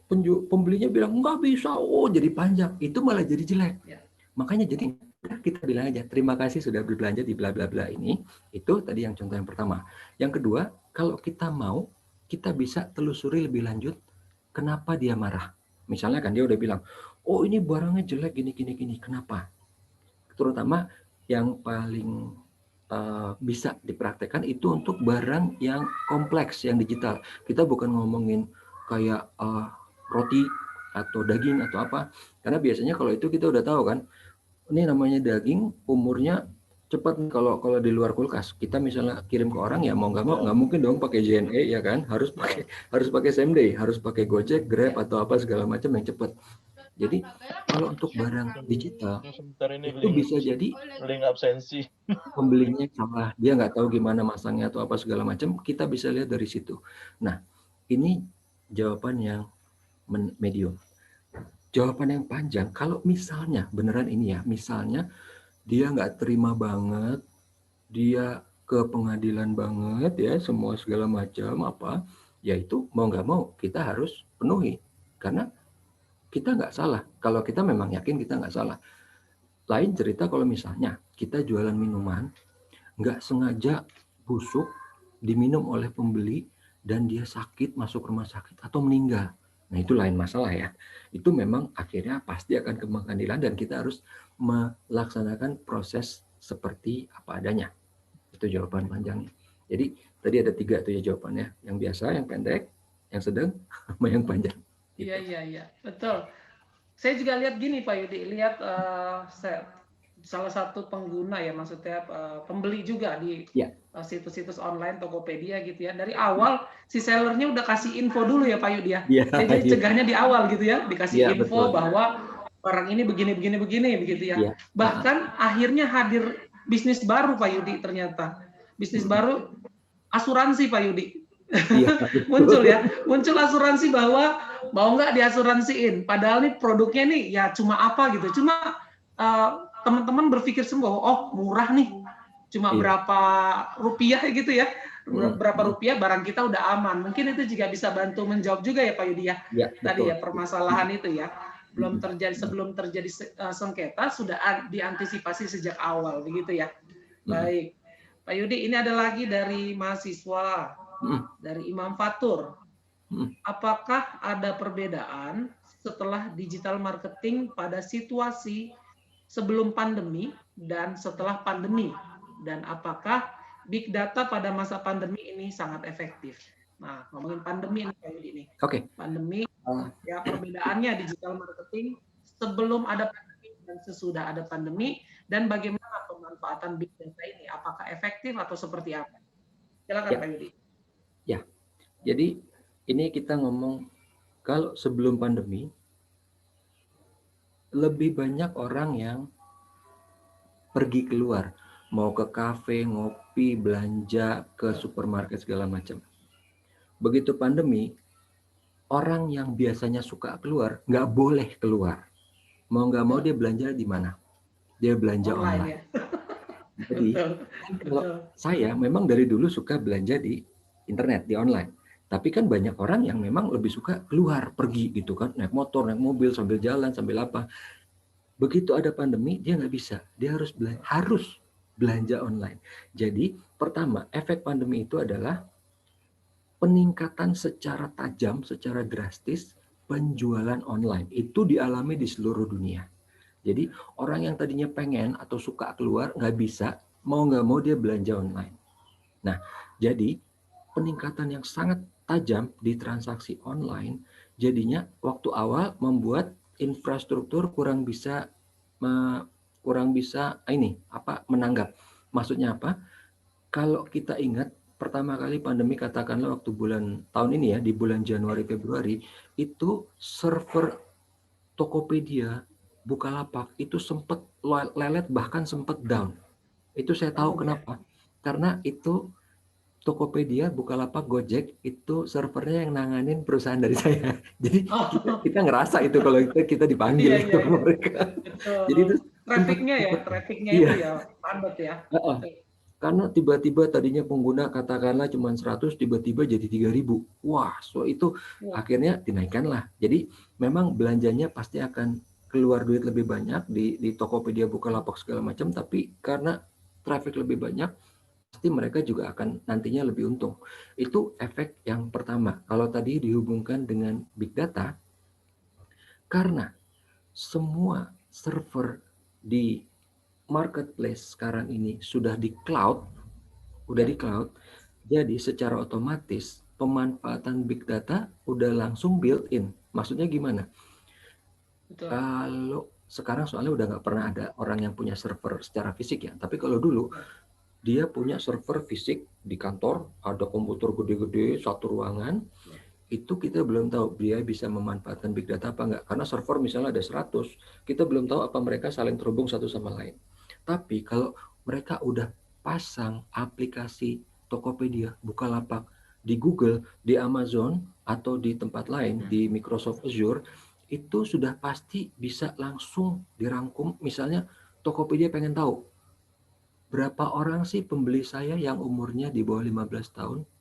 Berapa orang sih pembeli saya yang di daerah Jakarta Timur? Berapa orang sih yang beli jam 11 malam? Berapa orang sih yang beli HP Samsung Galaxy A40 hari ini? Itu semua bisa di-query. Karena memang semua udah di server yang satu tempat. Cloud ya? Maaf, sudah di cloud. Jadi itu efeknya tadi kalau misalnya pertama terhadap pandemi dan terhadap big data itu menjadi semakin penting karena transaksi online itu naik drastis gara-gara pandemi ini. Gitu. Betul. Ya. Ya, kita juga dulu tahu ya Pak Yudi bahwa trust orang Indonesia sebelumnya itu terhadap perdagangan online itu masih minim banget Pak Yudi. Masih takut-takut dulu ya, seperti kita tahu dulu ini Rekber ya Pak Yudi, ingat nggak Pak Yudi? Kaskus ya, dulu pakai Rekber Panda. Gitu ya. Itu masih takut Pak Yudi. Taruh uang nanti uang saya hilang gitu ya. Ternyata justru dengan pandemi ini trust dari konsumen itu sendiri, betul ya Pak Yudi? Mau nggak mau, ini kan Pak Yudi.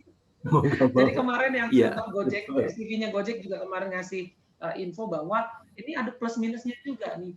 Nah, pada saat pandemi ini justru kita beruntung di mana infrastruktur kita sudah semakin mendukung. Semua bergerak handphone, semua orang udah punya handphone. Aplikasinya sudah lewat handphone semua. Jadi sangat membantu dalam rangka pemasaran digital itu sendiri gitu ya Pak Yudi ya. Yang lebih baik. Baik Pak Yudi, ini ada salah satu juga yang mau langsung bertanya nih Pak Yudi. Oke, Pak Wasi. Temannya Pak Yudi. Silakan Pak Wasi. Halo.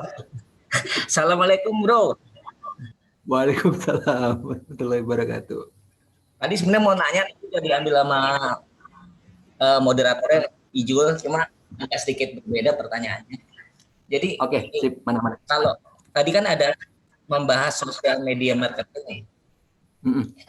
Kira-kira ada nggak sih dampaknya, perbedaannya ya, dampak dari sosial media marketing terhadap produk? Kalau tadi kan produknya barang ya, yang daripada Tokopedia segala macam. Kalau pada jasa, khususnya seperti jasa yang berdurasi, yang dinikmati jangka panjang seperti jasa pendidikan kayak IBS ini. Nah, apakah lebih berdampak sosial kepada calon? Karena kan orang tinggal browsing sekarang di media gitu ya. Apa sih respon dari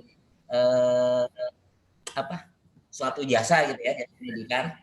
Nah, apabila ada negatif komen di saya itu kan bisa berdampak luas. Apakah harus di counter oleh konsumen? Ya kalau istilahnya buzzer lah, gitu ya, buzzer yang soal masuk konsumen, atau kalau mungkin kalau di counter katakan dari pengurus atau dosen atau orang yang kan bisa di link lagi, dosennya atau siapanya gitu kan, pasti nggak, tapi kan harus ada itu, apa itu lebih efektif seperti itu.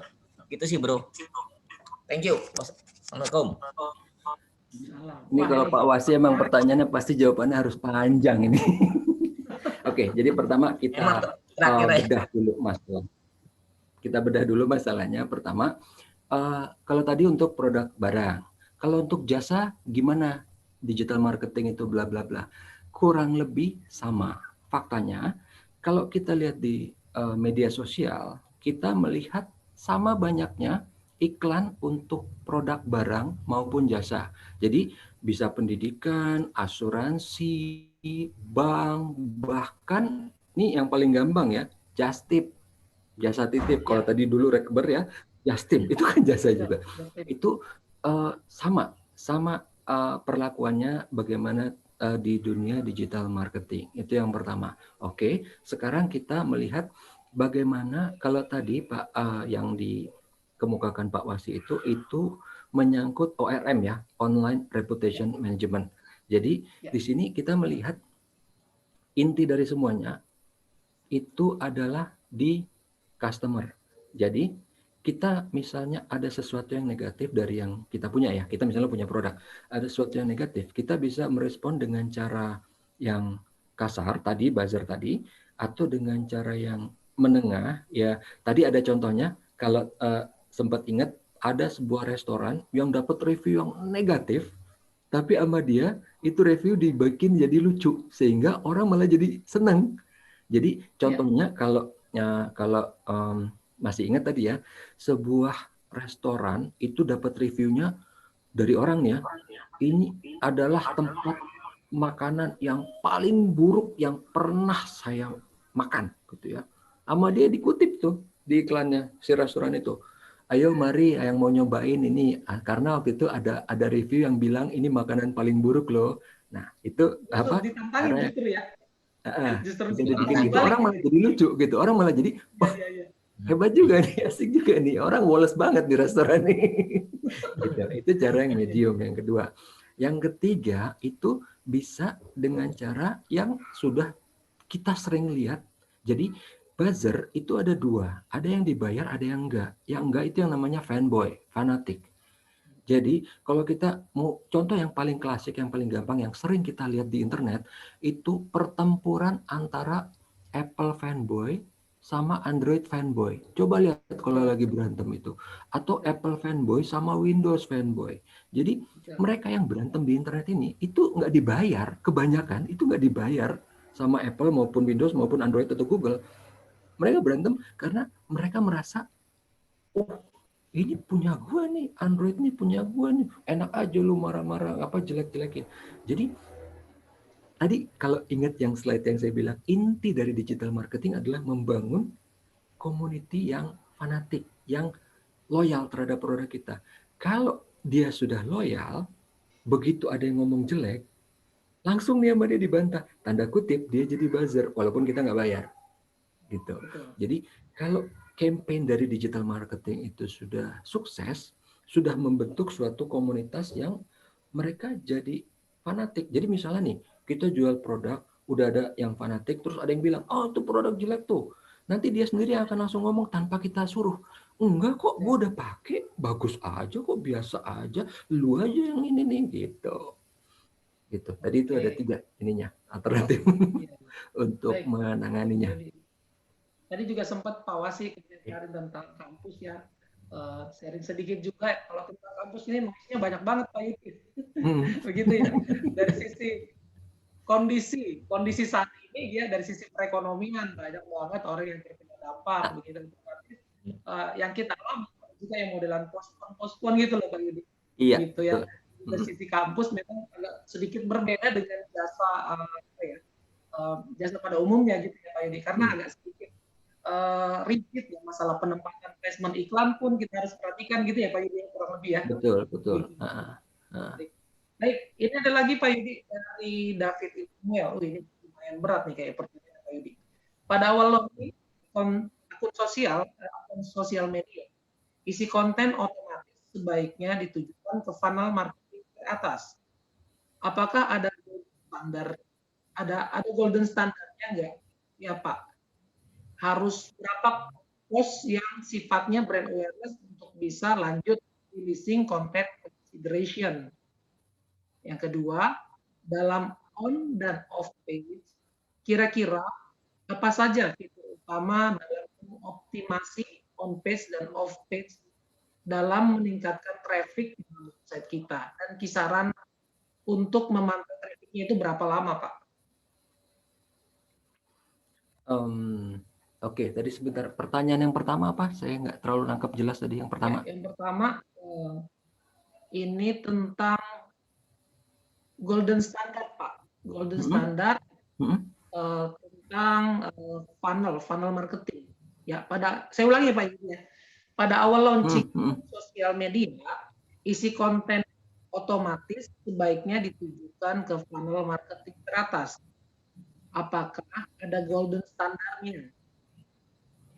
Berapa post yang sifatnya brand awareness untuk bisa lanjut using content consideration? Mungkin kalau saya terakhir ini untuk ngepostnya itu orang aware tuh berapa ini sih Pak? Berapa ada standarnya nggak? Berapa lama dia harus ngepost gitu ya? Biar orang-orang tahu bahwa oh kita lagi beriklan nih begitu. Jangan sampai misalnya cuma sebentar Pak, sebentar tapi orang nggak lihat nih, gitu. Mungkin masalah timing kali Pak ya. Silakan Pak Yudi. Nah, jadi gini, saya ambil solusi yang paling simpel. Ya. Tujuan kita semua ini, kalau kita jualan, saya pasang iklan bla bla bla segala macam. Ujung terakhirnya apa? Sales kan. Ujung terakhirnya adalah sales, closing. Ada orang beli kan. Itu tujuan akhirnya. Mau kita iklannya sebagus apa, intinya adalah produk kita dibeli apa enggak. Oke. Di Facebook atau di media sosial lain itu ada tools-nya. Kita udah beriklan berapa banyak, dapat yang beli berapa. Kita misalnya, iklan kita udah ditonton, karena kan yang namanya digital semua ada datanya nih. Iklan kita udah ditonton 1.000 orang. Kita selama berapa detik itu semua ada datanya. Dari situ kita langsung bisa cross check dengan ini 1.000 orang. Jadi sebelum saya teruskan, tidak ada golden standard. Walaupun memang ada masalah berapa persen, 30%, tapi itu kalau ada artikel seperti itu di internet, itu yang ngomong orang dari perusahaan besar. Itu kadang-kadang nggak applicable ke kita.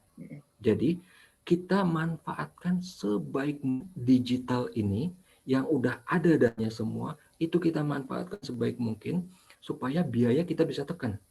Jadi yang kayak tadinya, iklan kita udah dilihat 1.000 orang, nanti kita bisa lihat hasil penjualannya berapa.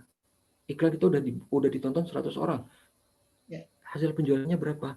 Jadi itu yang namanya nanti effective rate. Effective rate kita berapa.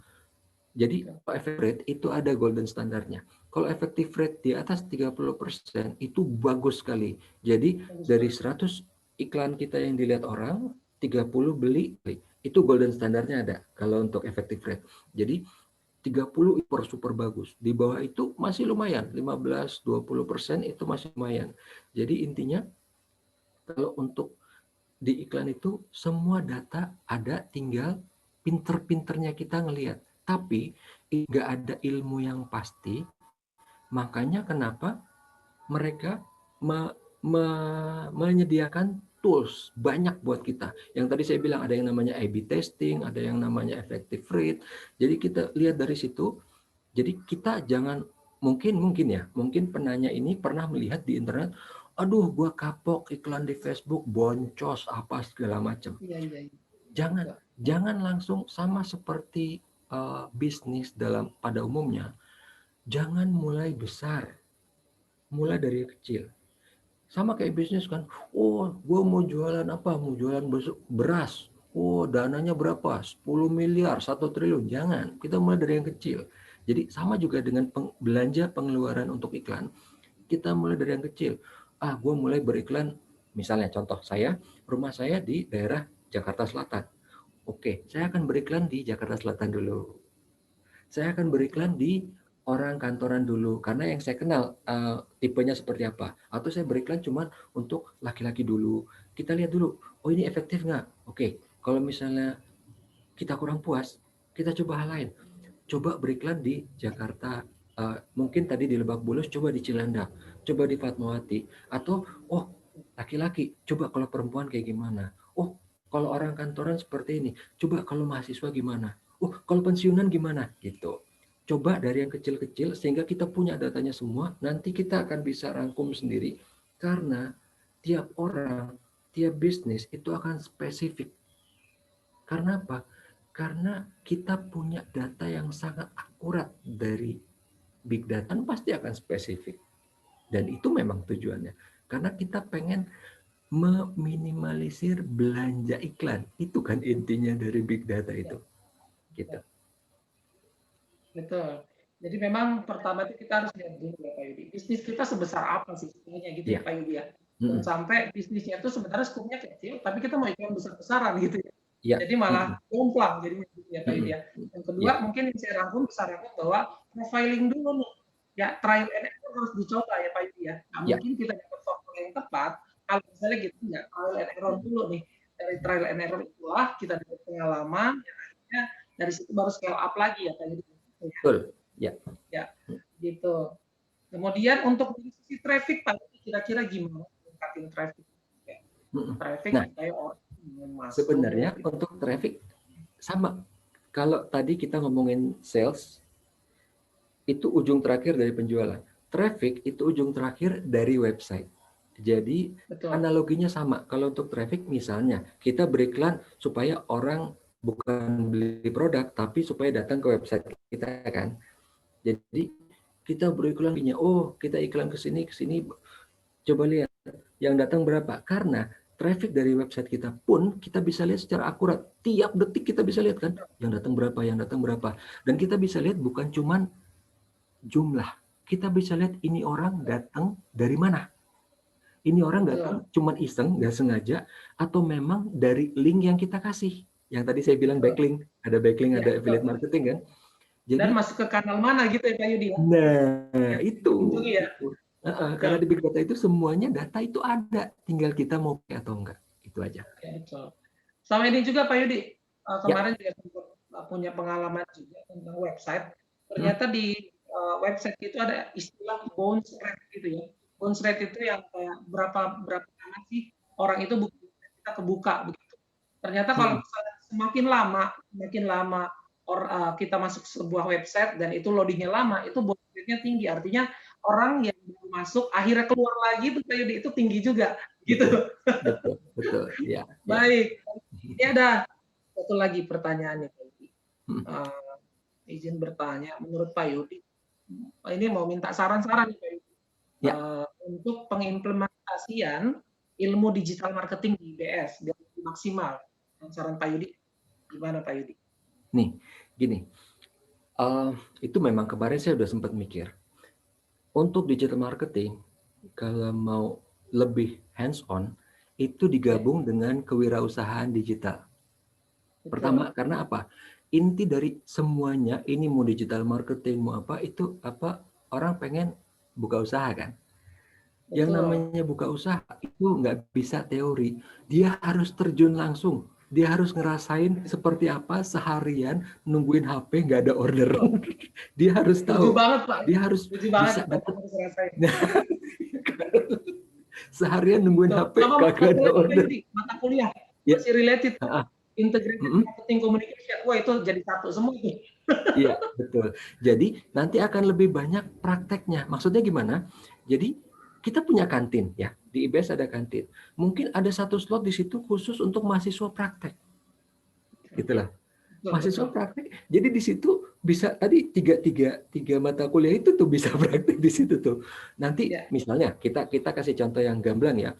Buka satu kantor di situ misalnya jualan apa sih, teh atau kopi, itu dari mahasiswa sendiri yang jual, nanti yang beli terserah, bisa mahasiswa, bisa siapa. Dia yang setup dari awal, dia yang bikin iklannya, dia yang apa. Jadi ini sebagai latihan, nanti kalau misalnya itu kan jadi ilmu yang langsung applicable kan, dia udah bisa, dia udah jago, di rumah dia langsung bisa praktek. Dia mau jualan apa, dia udah langsung praktek intinya Pak Yudi ya. Iya, itu dia. Nanti gue harus jualan di sini gitu. Ya, kayaknya guru besar saya sedang mempersiapkan nih Pak Rofi nih, guru besar marketing saya nih. Inkubator bisnis tuh Pak Rofi. Yuk kita jalanin Pak Rofi. Inkubator bisnis langsung dengan digital marketingnya gitu ya Pak Yudi ya. Gabung dengan kewirausahaan sekaligus dengan implementasi keilmuan yang kita punya, langsung kita terapkan ke sektor realnya begitu ya Pak Yudi ya. Betul, karena itu banyak manfaatnya. Karena kita nggak tahu, siapa tahu nanti di kantin itu, ya kan orang ada bosan yang namanya makan atau minum ya. Ini ada makanan baru nih. Ini ternyata enak. Ini enggak. Ntar aja deh. Udah ganti yang lain. Enak. Betul. Kita juga Kalau nggak salah bisa tahun-tahun lalu Pak Yudi, itu. tahun-tahun lalu itu Hmm? dari BEM itu kerjasama sama kantin, dia lagi coba kalau nggak salah satu kantinnya dicoba untuk digitalisasikan gitu. Hmm? Ya jadi di online kan, cuma saya belum update lagi sih terakhir, tapi Hmm? udah merambah ke situ. Tapi masih pakai bisnis orang. Mungkin saran Pak Yudi tadi coba gimana biar kita punya ini sendiri ya, inkubator bisnis sendiri gitu ya Pak Yudi. Pak Yudi, ini satu lagi pertanyaan. Betul. Ya, dari saya sih sebenarnya Ya. buat teman-teman semua, biar nggak bingung Pak Yudi. Tadi kan kita udah bahas masalah SEM ya dan SEO, Search Engine Optimization sama Search Engine Marketing. Biar teman-teman lebih terbuka lagi, Pak Yudi, lebih detail lagi. Sebenarnya inti perbedaan dari SEO, SEM ini seperti apa? Biar nggak bolak-balik Pak Yudi. Ini nanti dia bilang SEO, SEM, SEM jadi SEO. Gitu Pak Yudi. Silakan Pak Yudi. Oke, jadi gini, SEO, ya kalau orang biasa nyebutnya SEO, Search Engine Optimization, itu adalah gimana perusahaan itu dia bisa mencapai urutan di atas begitu orang nyari sesuatu yang berhubungan sama dia. Contoh, misalnya gini, kalau kita ngetik kata komputer, kita tulis di Google, komputer, enter. Yang muncul pertama siapa? Kalau dulu sih, zamannya saya itu yang muncul pertama itu IBM atau Microsoft. Kenapa? Karena yang paling dibicarakan orang, yang paling sering dikunjungi orang kalau berhubungan dengan komputer itu adalah IBM atau Microsoft. Itu peran CEO. Jadi CEO itu kenapa membuat dia muncul di atas? Memang kalau teman-teman atau rekan-rekan pernah dengar ada biro jasa CEO. Jadi kalian yang tadinya di mana di bawah bisa muncul di atas, itu sekarang hampir bisa dikatakan kurang efektif. Karena apa? Si Google atau Bing atau yang lain sudah menyempurnakan algoritmanya sehingga udah nggak bisa dikelabuin. Plus lagi dari Facebook apa yang lain juga memberikan data kepada Google bahwa contohnya gini. Ini saya kasih contoh yang ala zaman dulu ya. Kalau tulis kata komputer yang muncul pertama IBM atau Microsoft karena trafficnya paling tinggi. Kalau zaman dulu saya bisa bikin website kecil, kacrut gitu misalnya ya. Saya tulis kata komputer sampai jutaan kata komputer di dalam website saya itu, tapi saya hide. Tapi ada. Jadi begitu Google mengindeks itu, waduh, banyak. Website saya ini muncul banyak jutaan kata komputer. Jadi saya bisa muncul paling atas. Itu dulu bisa, sekarang enggak. Sekarang gitu ya? cuma dilihat dari traffic sama backlink. Makanya kenapa kalau kita ke website tertentu lihat itu ada banyak kata-kata aneh di bawah, itu karena dia mau berusaha mengelabui, tapi udah nggak bisa lagi sekarang. Iya, betul. Makanya ada istilah organik dan non-organik gitu ya Pak Yudi ya. Betul, itu dia. Nah, yang non-organik udah agak semakin susah sekarang gitu. Itu untuk SEO. Nah, kalau yang tanda kutip tadi non-organik, caranya gimana? Bisa kalau mau ya kita bayar ke Google. Google, gue nih, iya, gue peringkat 100 nih, bikin gue peringkat 20 dong. Kata Google, wani piro, gitu kan? Berani berapa bayar gue? Bayar berapa? 10 juta. Oke, lo nomor berapa gitu. Udah selesai. Nah, itu yang namanya SEM, Search Engine Marketing. Benar, dan kita juga harus jeli kayak IBS juga pernah ditawarin SEM. Saya bilang saya nggak perlu SEM. Kenapa? Coba search sekolah bankir, sekolah perbankan. IBS sudah ada di halaman pertama. Nah, udah nggak perlu kan? Nanti gitu ya. Gitu. Jadi pemahaman ini harus teman-teman pahami juga. Kapan waktunya pakai SEM, kapan waktunya SEO, gitu ya Pak Yudi. Baik, Pak Yudi, ini pembahasannya menarik sekali. Cuma memang waktunya sudah habis nih. Terima kasih banyak Pak Yudi sudah hadir pada hari ini, sudah memberikan materi yang luar biasa, dan mudah-mudahan materi yang sudah disampaikan hari ini bisa memberikan manfaat dan wawasan kita semua tentang ilmu digital marketing. Kalau gitu saya akhiri Pak Yudi, terima kasih banyak. Sehat-sehat Pak Yudi. Saya kembalikan. Wassalamualaikum warahmatullahi wabarakatuh. Acara selanjutnya saya kembalikan. Terima kasih. Ya, terima kasih Pak Yudi.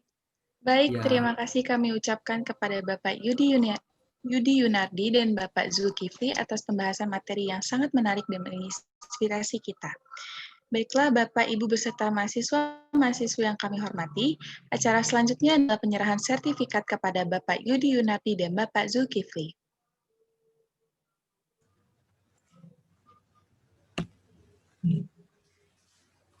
Penyerahan sertifikat secara virtual untuk Bapak Yudi Yunardi, SEMM, selaku pembicara oleh Bapak Dr. Sparta. Ya, Assalamualaikum kepada Bapak Yudi Yunardi, SME. Waalaikumsalam. Izinkan kami memberikan sertifikat penghargaan kepada Bapak atas peran Bapak sebagai pembicara pada hari ini dalam kuliah umum digital marketing. Semoga peran Bapak ini dapat berlanjut kemudian hari di ABS, dan kita mengucapkan banyak terima kasih. Demikian dapat kami sampaikan, Bapak Yudi. Assalamualaikum warahmatullahi wabarakatuh. Waalaikumsalam warahmatullahi wabarakatuh. Terima kasih Pak Sparta. Penyerahan sertifikat secara virtual untuk Bapak Zulkifli, SEMM, selaku moderator oleh Bapak Dr. Sparta. Berikutnya, Assalamualaikum warahmatullahi wabarakatuh kepada Bapak Zulkifli, SEMM. Kami dari pimpinan Indonesia Baking School mengucapkan banyak terima kasih dan penghargaan kepada Bapak atas perannya sebagai moderator pada kuliah umum pada hari ini yang berjudul Digital Marketing. Semoga di kedepannya Bapak bisa membantu kami dalam acara webinar, kuliah umum dan sebagainya. Demikian kami sampaikan Bapak Zulkifli. Assalamualaikum warahmatullahi wabarakatuh. Waalaikumsalam. Terima kasih Pak Sparta. Sama-sama. Bapak, Ibu, dan mahasiswa-mahasiswa yang kami hormati, akhirnya sampailah kita di penghujung acara kuliah umum pada hari ini. Kami ucapkan terima kasih atas kehadiran dan partisipasi Bapak, Ibu, dan segenap mahasiswa-mahasiswi. Semoga acara kuliah umum ini dapat memberikan ilmu yang bermanfaat serta pemahaman bagi kita. Atas nama seluruh panitia penyelenggara acara dari Himpunan Mahasiswa Manajemen STIE Indonesia Banking School, kami mohon maaf apabila ada hal-hal yang kurang berkenan selama acara berlangsung. Sampai jumpa kembali pada acara kuliah umum selanjutnya. Tetap jaga kesehatan, patuhi protokol yang dianjurkan pemerintah, serta tetap produktif di tengah pandemi ini. Saya ucapkan terima kasih. Wabillahi taufiq wa hidayah. Wassalamualaikum warahmatullahi wabarakatuh. Waalaikumsalam. Pak Yudi, terima kasih banyak Pak Yudi, Terima kasih banyak Pak Yudi. Bu Meta, teman-teman panitia semuanya. Erik, terima kasih undangannya. Nur Intan juga nih cantik banget. Terima kasih. Iya. Terima kasih udah datang. Terima kasih banyak Pak Erik, Bu Meta. Terima kasih banyak Pak Bambang, Zulkifli. Umuasi yang mana Umuasi ya? Pak Yudi. Terima kasih Umuasi. Terima kasih. Banyak ngilang dia. Teman-teman yang lain. Ramadan. Katanya eksklusif minta nanya sendiri tuh Pak Yudi. Pak Bambang, makasih Pak. Iya. Bambang, makasih. Pak Sparta. Pokoknya dosen digital jadi moderator nih Pak Parta. Tadi di sebelah Bu Nuri. Ini Mas Jul. Terima kasih hadir. Ya, sama-sama.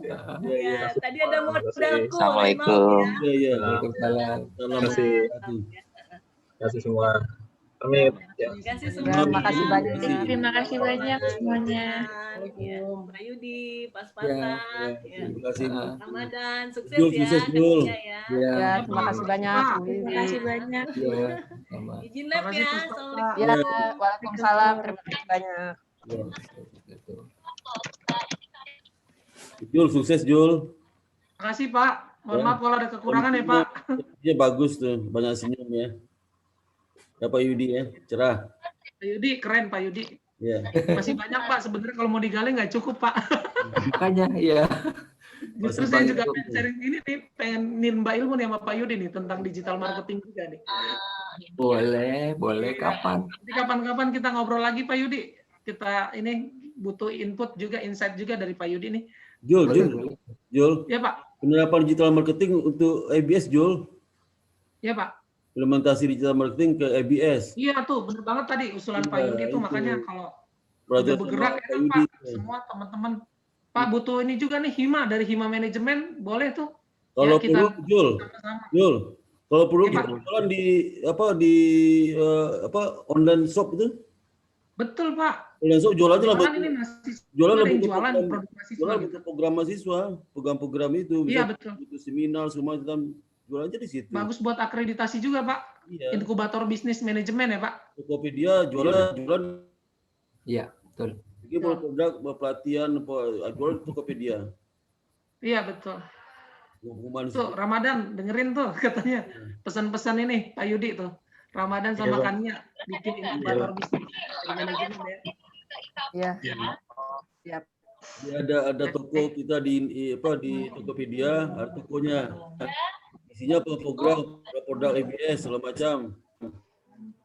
EBS ya, Pak Jul. Tokopedia. Iya betul Pak. Coba aja nanti nih teman-teman dari manajemen. Nah, Pak izin ya Pak. Ya, Terima kasih banyak. Pas banget teman-teman. Sukses. Terima kasih. Pamit, Lip. Assalamualaikum. Ya, waalaikumsalam. Terima kasih Ima ya. Iya Pak. Ya Pak, makasih banyak. Terima kasih Pak Sparta. Terima kasih Pak. Terima kasih Pak.